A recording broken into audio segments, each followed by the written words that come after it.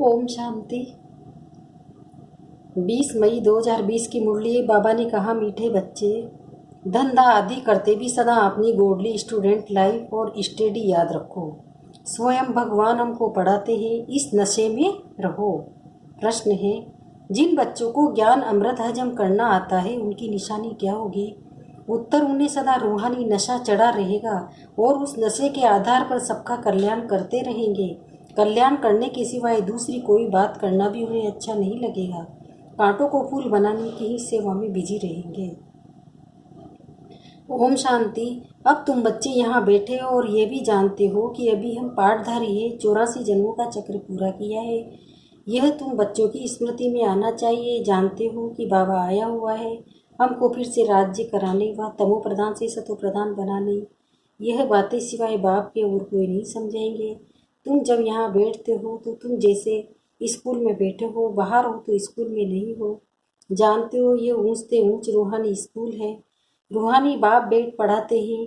पढ़ाई तो बच्चों को याद आनी चाहिए न। ये भी बच्चा ठहरा अथवा सभी को सिखलाने वाला वो बाप है।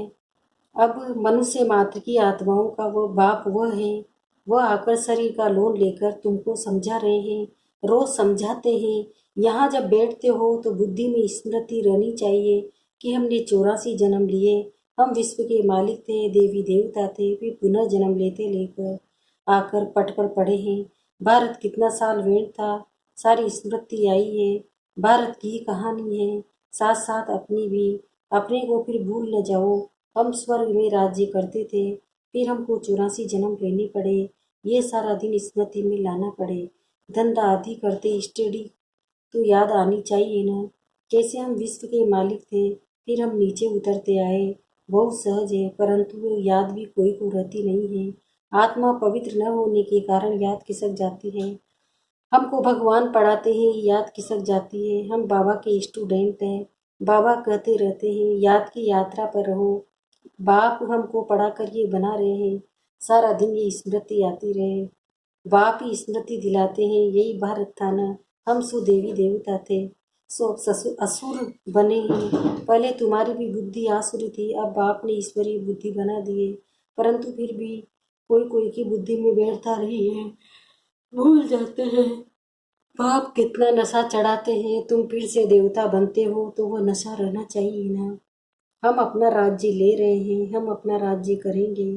कोई को तो बिल्कुल नशा चढ़ता नहीं है। ज्ञान अमृत हजम ही नहीं होता है।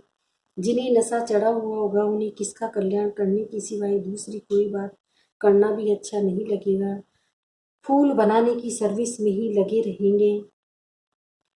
हम पहले फूल थे, फिर माया ने कांटा बना दिया है, अब फिर फूल बनते हैं। ऐसी ऐसी बातें अपने से करनी चाहिए। इस नशे में रह तुम किसी को भी समझाएंगे तो झट कोई को तिल लगेगा। भारत गॉर्डन ऑफ अल्लाह था, अब पतित बन गया है। हम ही सारे विश्व के मालिक थे, कितनी बड़ी बात है। अभी फिर हम क्या बन रहे हैं, गए हैं, कितना गिर गए हैं। हमारे गिरने और चढ़ने का ये नाटक है। ये कहानी बाप बेट सुनाते हैं। वह है झूठी, यह है सच्ची। यह सत्यनारायण की कथा सुनाते हैं। समझते थोड़े ही हैं कि हम कैसे चढ़े फिर कैसे गिरे हैं। ये बाप ने सच्ची सत्यनारायण की कथा सुनाई है। राजाई कैसे गवाई ये सारी है अपने ऊपर। आत्मा को अभी मालूम पड़ा है कि हम कैसे अब बाप से राजाई ले रहे हैं। बाप यहाँ पूछते हैं तो कहते हैं, हाँ नशा है। फिर बाहर जाने से कुछ भी नशा नहीं रहता। बच्चे कुछ समझते हैं, बल हाथ तो उठाते हैं, परंतु चलन ऐसी है जो नशा रह न सके। फीलिंग तो आती है ना। बाप बच्चों को स्मृति दिलाते हैं, बच्चे तुमको मैंने राजाएं दी थी, फिर तुमने गंवा दी। तुम नीचे उतरते आए हो, क्योंकि यह नाटक है चढ़ने और उतरने का। आज राजा है, कल उसको उतार देते हैं। अखबार में बहुत ऐसी ऐसी बातें पढ़ती है जिसका रेस्पॉन्स दिया जाए तो कुछ समझे। यह नाटक है, यह याद रहे तो भी सदैव खुशी रहे। बुद्धि में है ना। आज से 5000 वर्ष पहले शिव बाबा आया था, आकर राजयोग सिखाया था, लड़ाई लगी थी। अभी ये सब राइट बातें बाप सुनाते हैं। ये पुरुषोत्तम युग, कलयुग के बाद ये पुरुषोत्तम युग आता है। कलयुग को पुरुषोत्तम युग नहीं कहेंगे, सतयुग को भी नहीं कहेंगे। आसुरी संप्रदाय और देवी संप्रदाय कहते हैं, उनके बीच का ये है संगम युग। जबकि पुरानी दुनिया से नई दुनिया बनती है, नई से पुरानी होने में सारा चक्र लग जाता है। अभी है संगम युग, सतयुग में देवी देवताओं का राज्य था, अब वो है नहीं। बाकी अनेक धर्म आ गए हैं, ये तुम्हारी बुद्धि में रहता है। बहुत है जो 6 मास 12 मास पढ़कर फिर गिर पड़ते हैं, फेल हो पड़ते हैं, बल पवित्र बनते हैं, परंतु पढ़ाई नहीं करते तो फंस पड़ते हैं। सिर्फ पवित्रता भी काम नहीं आती। ऐसे बहुत सन्यासी भी हैं, वो सन्यास धर्म छोड़ जाए गृहस्थी बन जाते हैं, शादी आदि कर लेते हैं। तो अब बाप बच्चों को समझाते हैं, तुम स्कूल में बैठे हो, ये स्मृति में है हमने अपनी रजाई कैसे गवाई, कितने जन्म लिए। अब फिर बाप कहते हैं, विश्व के मालिक बनो, पावन जरूर बनना है। जितना जास्ती याद करेंगे उतना पवित्र होते जाएंगे, क्योंकि सोने में खाद पड़ती है, वह निकले कैसे। तुम बच्चों की बुद्धि में हम आत्मा सत्व प्रधान थी, चौरस कैरेट थी, फिर गिरते गिरते ऐसी हालत हो गई, हम क्या बन गए। बाप तो ऐसे नहीं कहते कि हम क्या थे, तुम मनुष्य ही कहते हो, हम देवता थे। भारत की महिमा तो है ना, भारत में कौन आते हैं, क्या ज्ञान देते हैं, ये कोई नहीं जानते। ये तो पता होना चाहिए ना कि लिबरेटर कब आते हैं। भारत प्राचीन गाया जाता है, तो जरूर भारत में ही रीइनकार्नेशन होता है होगा, अथवा जयंती भी भारत में ही मनाते हैं। जरूर फादर यहाँ आता है, कहते भी है भागीरथ तो मनुष्य शरीर में आया होगा ना। फिर घोड़े गाड़ी भी दिखाई है, कितना फर्क है। कृष्ण और रथ दिखाया है, मेरा किसी को पता नहीं है। अभी तुम समझते हो बाबा इस रथ पर आते हैं, इनको ही भाग्यशाली रथ कहा जाता है। ब्रह्मा से विष्णु चित्र में कितना क्लियर है, तीन मूर्ति के ऊपर शिव, यह शिव का परिचय किसने दिया, बाबा ने ही बनवाया था। अभी तुम समझते हो बाबा इस ब्रह्म रथ में आए हैं, ब्रह्मा सो विष्णु, विष्णु सो ब्रह्मा, ये सभी बच्चों को समझा है। कहाँ 84 जन्म के बाद विष्णु सो ब्रह्मा बनते हैं, कहाँ ब्रह्मा सो विष्णु एक सेकंड में। वंडरफुल बातें हैं ना, बुद्धि निर्धारण करने की पहले पहले समझाना होता है बाप का परिचय। भारत स्वर्ग था जरूर है, विंटी गॉड फादर ने स्वर्ग बनाया होगा। ये चित्र तो बड़ा फर्स्ट क्लास है, समझाने का शौक रहता है ना, बाप को भी शौक है। तुम सेंट टेसर भी ऐसे समझाते रहते हो, यहाँ तो डायरेक्ट बाप है। बाप आत्माओं को बैठ समझाते हैं, आत्माओं के समझाने और बाप के समझाने में फर्क तो जरूर रहता है, इसलिए यहाँ सम्मुख आते हैं सुनने लिए। बाप ही घड़ी घड़ी बच्चे कहते हैं, भाई भाई का इतना असर नहीं रहता जितना बाप का रहता है। यहाँ तुम बाप के सम्मुख बैठे हो, आत्माएं और परमात्माएं मिलते हैं, तो इसको मेला कहा जाता है। बाप सम्मुख बैठ समझाते हैं तो बहुत नशा चढ़ता है, समझते हैं बेहद का बाप कहते हैं, हम उनका नहीं मानेंगे। बाप कहते हैं हमने तुमको स्वर्ग में भेजा था, फिर तुम 84 जन्म लेते लेते पतित बने हो, फिर तुम पावन नहीं बनेंगे। आत्माओं को कहते हैं, कोई समझते हैं बाबा सच कहते हैं, कोई तो झट कहते बाबा हम पवित्र क्यों नहीं बनेंगे। बाप कहते हैं मुझे याद करो तो तुम्हारे पाप कट जाएंगे, तुम सच्चा सोना बन जाएंगे। वे सभी का पतित पावन बाप हूँ। तो बाप की समझाने और आत्माओं की बच्चों की समझाने में कितना फर्क है। समझो कोई नए आ जाते हैं, उनमें भी जो यहाँ का फूल होगा तो उनको उसको टच होगा, यह कहते ठीक है, तो यहाँ का नहीं होगा तो समझेगा नहीं। जो भी समझाओ हम आत्माओं के बाप कहते हैं तुम पावन बनो।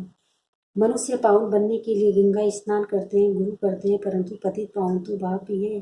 बाप आत्माओं को कहते हैं कि तुम कितने पतित बन गए हो, इसलिए आत्मा याद करती है कि आकर पावन बनाओ। बाप कहते हैं मैं कल्प कल्प आता हूँ, तुम बच्चों को कहता हूँ ये अंतिम जन्म पवित्र बनो। ये रावण राज्य खत्म होना है, मुख्य बात है पावन बनने की। स्वर्ग में विश्व होता नहीं, जब कोई आते हैं तो उनको ये समझाओ कि बाप कहते अपने को आत्मा समझ, निज बाप को याद करो तो पावन बन जाएंगी, खाक निकल जाएगी। मन मनावो अक्सर याद है ना, बाप निराकार है, हम आत्मा भी निराकार है। जैसे हम शरीर द्वारा सुनते हैं, बाप भी इस शरीर में आकर समझाते हैं, नहीं तो कैसे कहे कि मामेकम याद करो। देह के सभी संबंध छोड़ो, जरूर यहाँ आते ही ब्रह्मा में प्रवेश करते हैं। प्रजापिता अब प्रैक्टिकल में है, इन द्वारा हमको बाप ऐसे कहते हैं, हम बेहद के बाप की ही मानते हैं।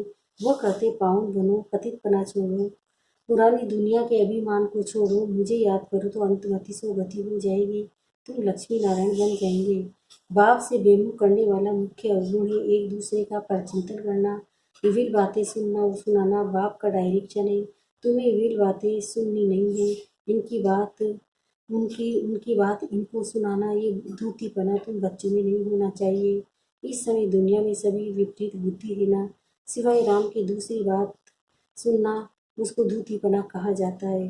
अब बाप कहते हैं ये दूतीपना छोड़ो, तुम सभी आत्माओं को बताओ कि हे सीताएं, तुम एक राम से योग लगाओ, तुम हो मैसेंजर, ये मैसेज दो कि बाप ने कहा है मुझे याद करो, बस इस बात के सिवाय बाकी सब है दूतीपना।